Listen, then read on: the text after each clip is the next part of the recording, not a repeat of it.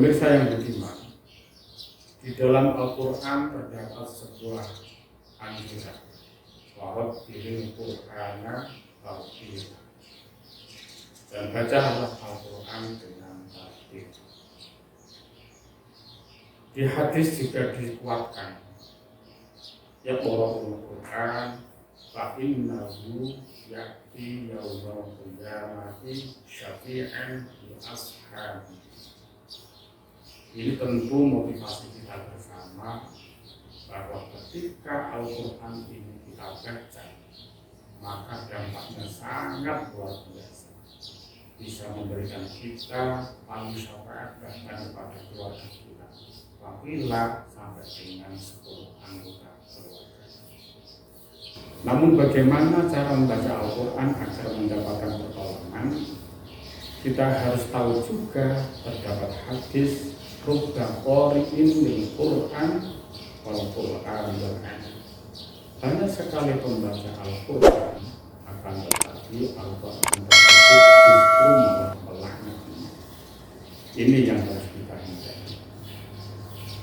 Pada kesempatan ini tips istiqomah dalam membaca Al-Quran selama Ramadan. Yang pertama tentu kita harus tahu dan menguasai ilmu tajwid.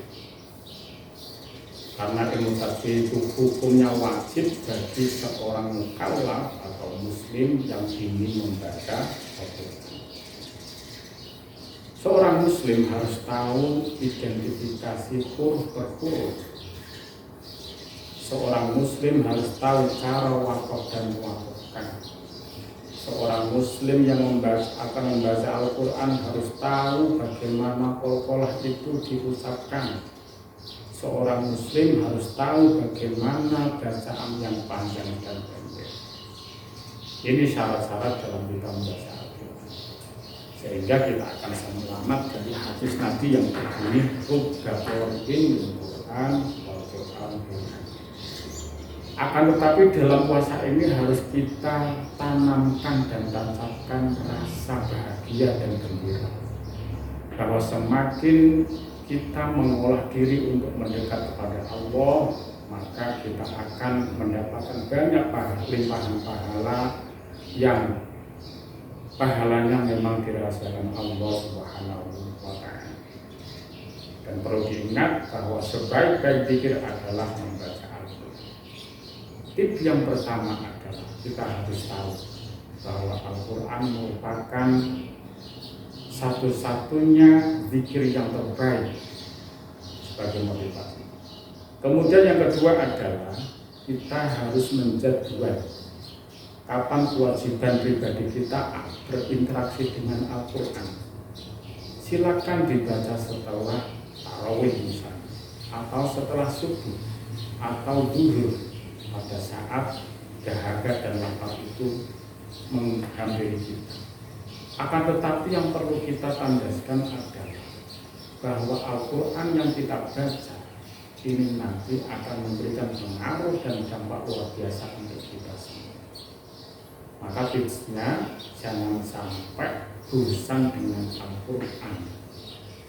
Karena sekali lagi kalau kita bosan dengan Al-Quran, maka Al-Quran pun akan menjauh. Kemudian tips yang kedua, jadwalkan pula kita akan berapa kali bertemu dengan Al-Quran.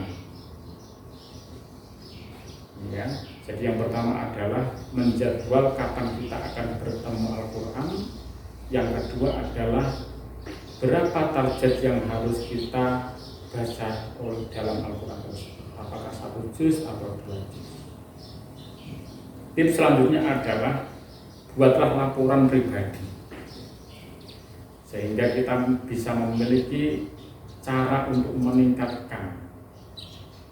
Kalau misalnya hanya sehari mendapatkan setengah juz, dengan laporan pribadi tersebut kita akan merasa perlu peningkatan dalam diri kita sendiri. Tips yang selanjutnya adalah bacalah dengan tartil, jangan tergesa-gesa.